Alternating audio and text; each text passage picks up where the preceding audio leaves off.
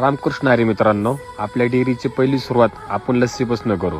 कारण आपली लस्सी एवढी फेमस आहे ना की आपल्या रोजची लस्सी 100 ते 120 किलो लागते. पहिले आपण लस्सी बनवून घेऊ, त्याच्यानंतरून आपण फ्रीजमध्ये दूध ठेवू. पहिली 40ची 3 कॅन्ड आणि 60 लिटरची टीप, एकूण झालं 180 लिटर दूध. मला दिवसभरामध्ये 180 लिटर दूध लागतं. संध्याकाळचा हिसाब काय दुधाचा लागत नाही आणि मी कधी लावला पण नाही.